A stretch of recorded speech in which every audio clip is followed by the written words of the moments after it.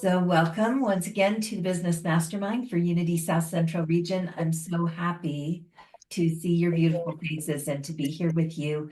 We have discussed interfaith in the past, but it's something I try and put into the program at least once a year because with all the stuff that we do, it's easy to lose track of the opportunity that interfaith work gives us to get more involved in our communities, in our states, in our nation, and even in the world. There's so much good that comes from interfaith work in the way of cultural exchange and understanding. And I like to bring this subject back up to the surface at least once a year so that we give it some consideration and so that we recognize the opportunities that come to us. So I'm going to jump right into this slide presentation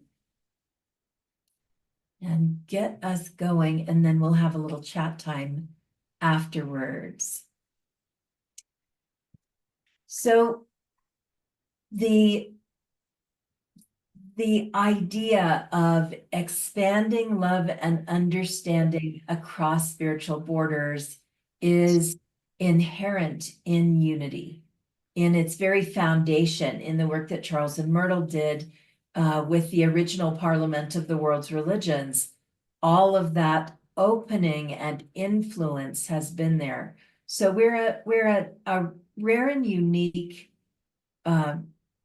religious path that can say we welcome people of all faiths, and not necessarily because we want you to come so we can show you that ours is the right path, but we actually welcome you to come as you are, believing what you believe, and to talk about life and talk about ideas about what is holy, and to be who you are and bring your open heart into a space where we will open-heartedly receive you.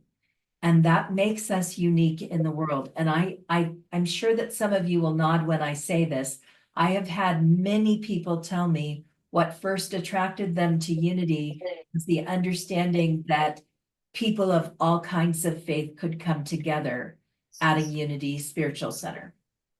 And there's an interest in that.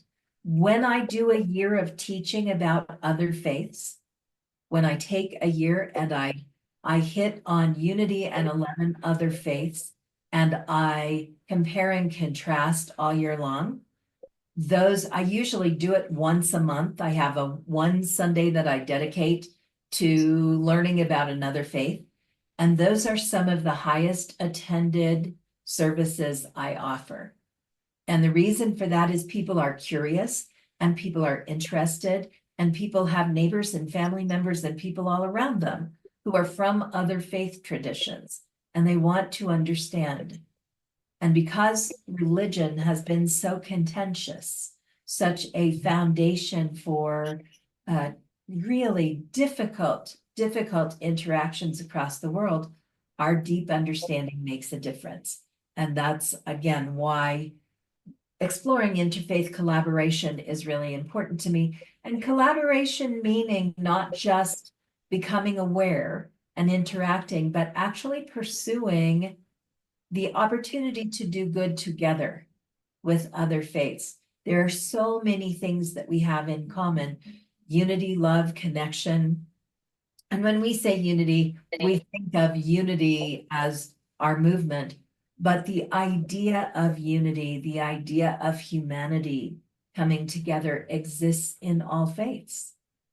Whether it is in a similar context as it is for us or not, really doesn't matter. What matters is the experience of being together and finding out what we have in common. This strengthening of bonds in communities becomes incredibly valuable and important whenever we have sorry, let's turn this volume down a little because I hear a little echo. Whenever we have a crisis in our community. If we have a crisis in our community that requires people to show up, can happen around the death of a police officer or dignitary. It can happen around a natural disaster. It can happen around a traumatic loss of a child. There are so many different things that can happen in our community that invite us to come together as people of many faiths to say, this is not okay in my town, or we are here together to support our town. So forging interfaith bonds makes a big difference. About, I don't know, probably 2017, 2018, we had a couple of synagogues violated here in Colorado Springs, and during the same week, that what we believe were probably the same group of people went through the neighborhood around the synagogue and wrote in spray paint slur words on the homes and cars of people of color in the neighborhood. And that all happened in 1 week's time.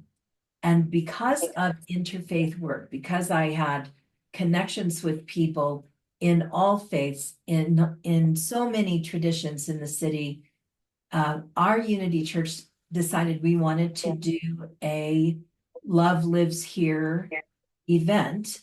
And I made phone calls between us, between people of many faith leaders. We were able to pull together a sound system, a band, half a dozen leaders, and had 600 people in the park on Saturday morning to speak about this, to gather together, to offer comfort to the people of the Jewish faith and the people in the neighborhood. We did it in a park in the neighborhood where it happened, to say, this is not our city. Whoever did this is an isolated incident, and we care about you, and we are here for you, and we support what you're doing and who you are, and you are a treasured part of our community. We were able to get that 600 people in the park because we all knew each other already. So it was easy for us to gather. And for that reason, I really suggest that you reach out to other faith traditions and look for ways to get to know each other. And there are ways to do that. We know that, as I said, in New Thought, we have room for a God, universal source, mass consciousness, whatever you want to call it. We have room for a divine presence that can speak in the religions, through the faith traditions, in the language of many different faiths. And in our way of interacting with one another, we don't limit God to one path. We have so much more expansiveness around the possibility that everyone is on their right path, and that their faith tradition is the right faith tradition for them, and that the people who end up at Unity are the people who are looking for, needing, and ready for Unity teachings. And Unity teachings are unique, and they're not for everyone. They're not what everybody needs. They are what we need, and what we're grateful for, and what the people who walk in our doors need.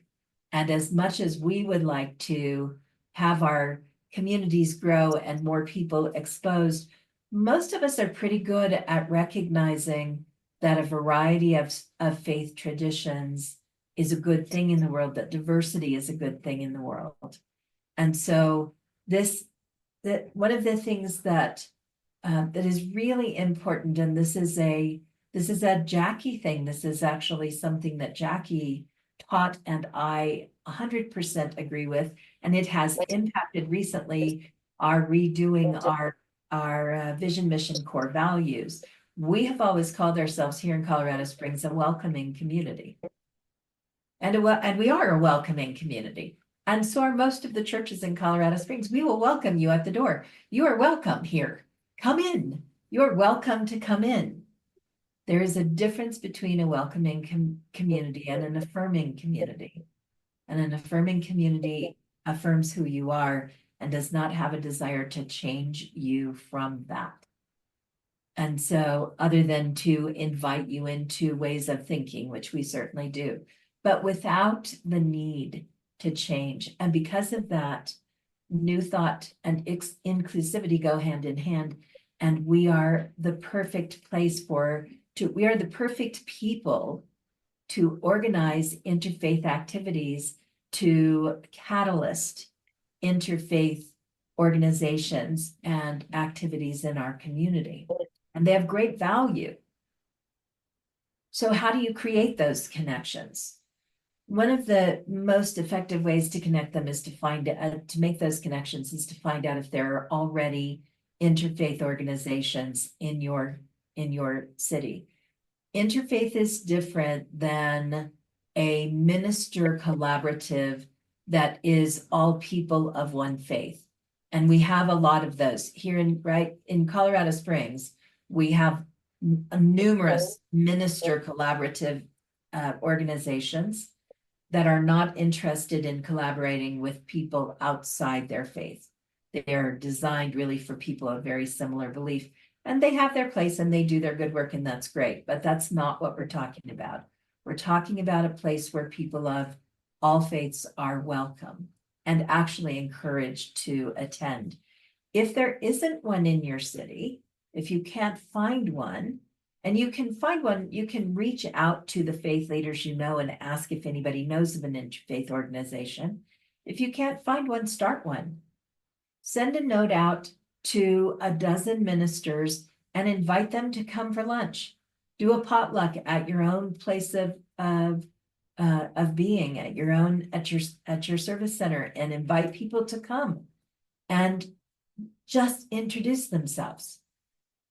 You can have an activity or not have an activity. For the first year that we did this here in Colorado Springs, which has now been 20 years ago, we met at I did the first meeting.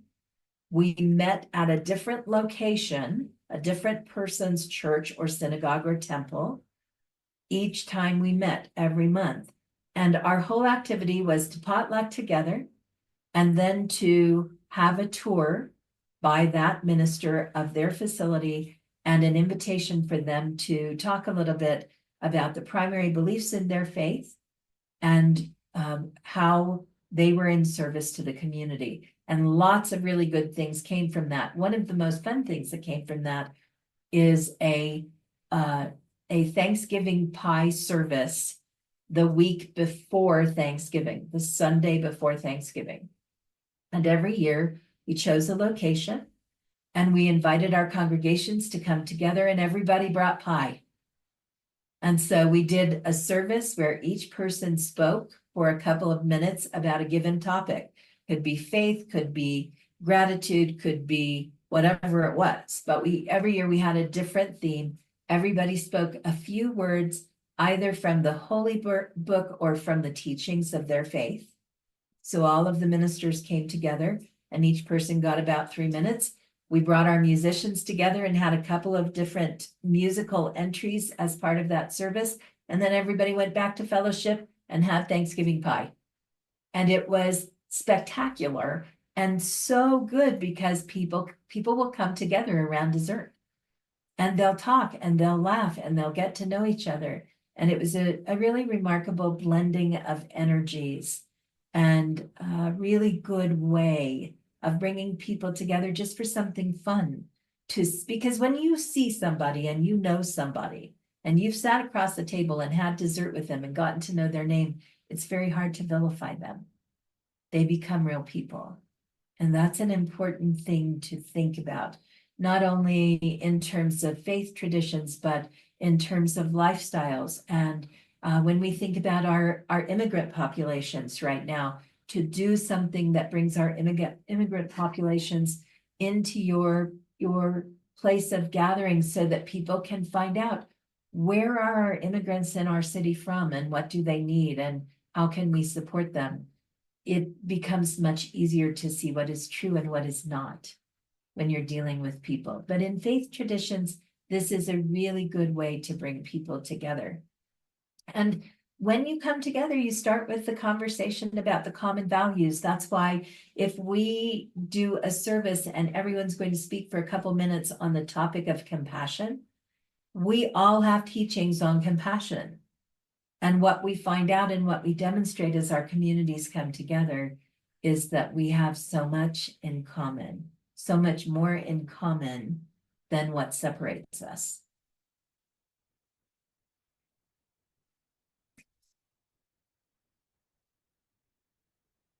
I always think of myself as a bridge builder, that there is a way to build a bridge between people who have differing ideas. But you don't build a bridge in a dialogical way. You don't build a bridge by bringing together the people who are the farthest apart to start your conversation. You start your conversation in the center of the bridge with the two people who are standing next to you, and then the two people who are standing there, and then the two people who are the next out. You start introducing people and getting people to build on the things that they can already agree on. And to understand that while we have differences, our differences are not our purpose in bringing various faith communities together. What can happen that's really amazing is that we can sit at a table with other clergy and talk about differences. So why in your faith is there resistance to the LGBTQ community? Why in your faith are there teachings that pass judgment on people of color? Why in our faith do we believe that God is inside of us and we're one with God rather than God is separate? That's a very controversial thing that we believe when you start getting in bigger faith traditions. But most of us who are leaders in our faith traditions can share why and how it is that our faith tradition comes to a certain belief. We don't have to agree, but to understand how something happened, why it happened, what we believe, and to be able to raise yourself to the level of spiritual maturity that you can talk about differences in civil discourse is such an important thing. It's important to challenge ourselves that way because we want our world to be a world of civil discourse. But how often do we put ourselves in a position to actually challenge ourselves to have that conversation? To actually be able to see how we engage in a difficult situation and to do it with respect and care for one another. The last time the Catholic Church chose a pope, we had an interfaith meeting and we talked about what it was like in Catholicism to choose a pope and what it meant to people in the Catholic faith and why having a leader of that kind remained viable and vital in the Catholic Church today. And one of our Jewish members made some really trite comments that were related to, I think I could do that job. I think I should put my name in the hat. They haven't been able to pick a pope in 3 days. That's because I'm not in there yet. But boy, there's a lot I could teach the Catholic Church. And it caused a massive falling out that took months to recover. The person who said it he's a trickster. He's a funny guy. He meant it with humor. It was not received that way because it's such in the selection of a pope in the Catholic Church is one of the most important, sacred and holy things that happens in that faith. And for someone to make a joke of it was devastating for the Catholic members. And so you learn things like it took a lot of work for us to get everybody back at the table and exchange apologies and offer forgivenesses and make new decisions about who we would be with one another, to recognize that there are things that are beyond humor. There are things that are so sacred to us that humor is not appropriate. So there's a huge opportunity for learning, and it's not always easy. Sometimes we have very differing opinions, but we also have an awful lot in common, and we learn where our common ground is, and we also learn when we're together what is important and how to offer respect and how to support one another in the work that is clergy work that is led by different sets of principles, different sets of beliefs. it's a growing place for us as spiritual leaders. It offers us something new to consider and is really worthwhile, really, really worthwhile in terms of helping to grow character in us so that we know more, we speak differently, and we respond differently to people of different faiths. So I talked to you about doing things that are social to bring our communities together in a fun environment. But there are also great opportunities in interfaith work to bring together people of different faiths to do something good in the community. One of the things that I've seen done that was led by Focus on the Family. And, many of us would not choose Focus on the Family as our perfect alignment, but the work that they were doing was to find families to adopt children who are older, who were not considered adoptable because of their age. And they reached out into the faith community to inspire various churches to work in that direction and to really look at what's possible when we take on a bigger problem together and address it as people of spirit, people of faith, even if our faith practices don't align. So feeding the homeless can be a great opportunity. There are so many different activities that we see in our community, lots of nonprofits. We have an organization here called Westside Cares that is a collaboration of 23 different faith traditions. Our Unity Center is one of those. When they first started, we couldn't join because they were not open to people of anything other than very traditional Christian faith. And a few years ago, that shifted and we were able to become part of their collective. And we do all kinds, we do backpacks and we do Christmas presents and we do food bank stuff and we do collecting of diapers and we do collecting of feminine products and we do bottled water in the summer that is put out for people who are homeless so that they can get to water. We do all kinds of things, plus make donations. The Westside Cares offers mailboxes for people who live on the street, who have to have a mailbox in order to get a job, have to have an address. They offer medical services. Our money goes in to help the community in so many ways. And so when 23, 24, 25 organizations and all of their people work together, there are some really amazing things that can happen that can be funded with a little bit from each community rather than a lot from any one community. Prayer vigils and meditation circles, we talked about that. Response teams. We had a big fire here. We had Interfaith response team who came to Unity because we're relatively centrally located and were available. People from all around our neighborhood were affected and they could come to Unity to find spiritual guidance from many different kinds of faith leaders. And when your house is on fire or looks like it could burn down, you're out of your home and the air is filled with smoke, and you just want somebody to pray with you in the most familiar way. And all of those people come together to pray in all the different languages of the holy. It is a remarkable thing to witness, a remarkable thing to be part of. And it gives me goosebumps to think about it today, because that is true service.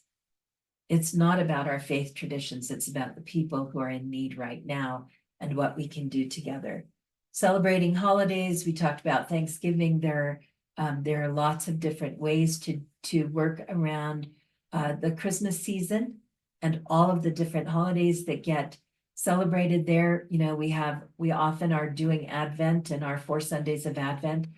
You have time in each month, time in each week even, to invite someone to give a 5 or 10 minute presentation about what they're celebrating and why and how their faith tradition celebrates, and to educate people to the fact that there are many, many different winter holidays to honor.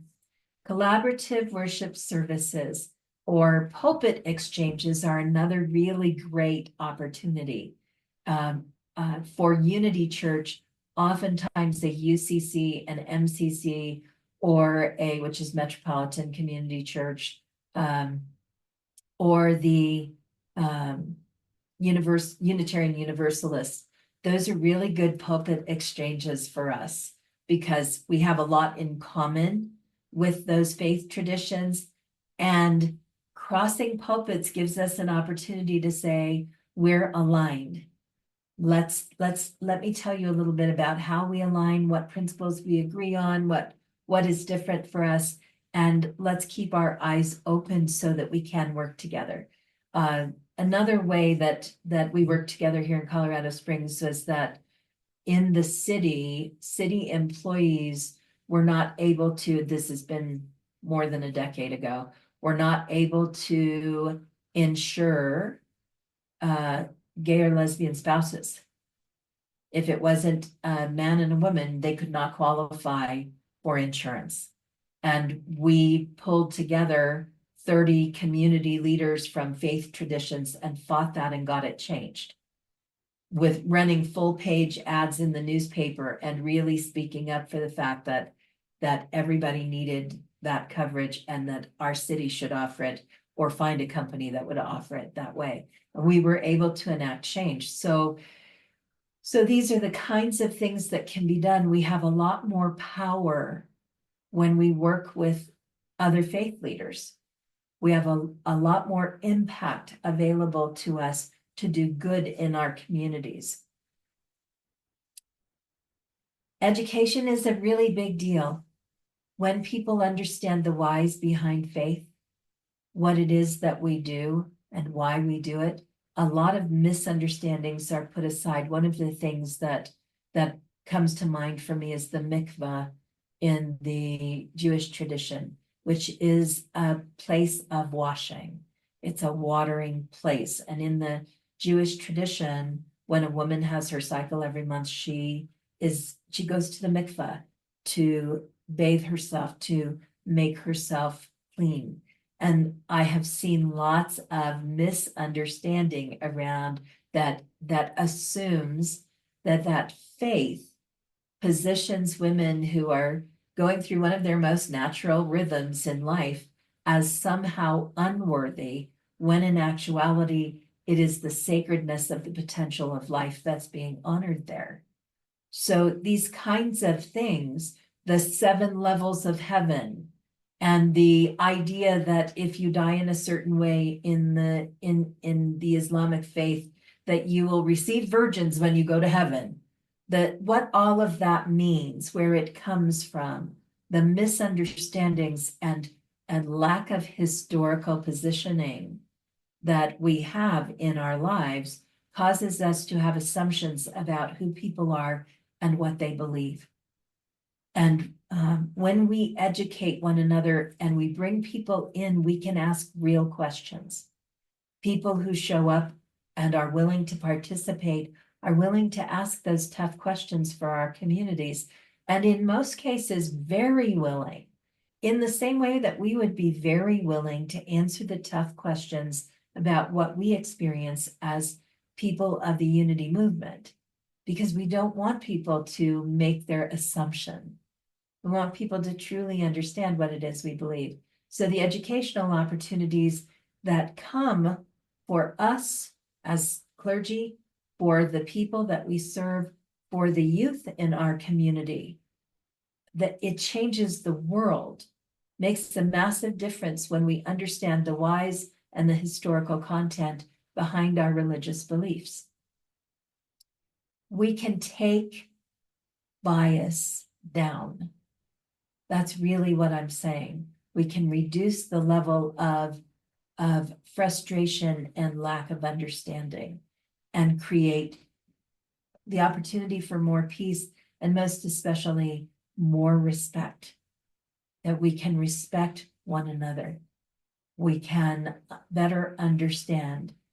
It doesn't rely on us agreeing for us to respect someone else. And this is a powerful opportunity to respect theological differences and to find the common ground so that we can work together. the impact of this feels sometimes small because it happens in little units in our respective cities. But if we were able to measure across the world what happens because we understand more about each other, we would see fewer conflicts. We would see more peace. We would see the comfort that comes from knowing more people than we know are connecting to something holy in their lives. It would give us faith that in a divine presence that speaks in all kinds of languages, through all kinds of faces, in all kinds of ways, and offers the same kinds of comfort, offers the same strengthening abilities, that we may pray differently, we may kneel or stand or sit, we may have different ideas, and yet there is something we all recognize about being human and being connected to one another through our understanding of something that is beyond our understanding. So I hope that this encourages you to reach out once again, and wherever you are, there is something you can do. There is some place for you to do it for yourself as clergy. It will grow you. If you have the time, the bandwidth, and the community interest, take it to the next step and do something together with other people for your communities. Bring your communities together. But at the very least, do it for yourself, because it will expand your understanding of the world and create in you a different way of ministering to the people that you serve. And it's 100% worth the small investment of time. And that is true whether you are active or you're retired. There is a place for you in the interfaith community that still has great value.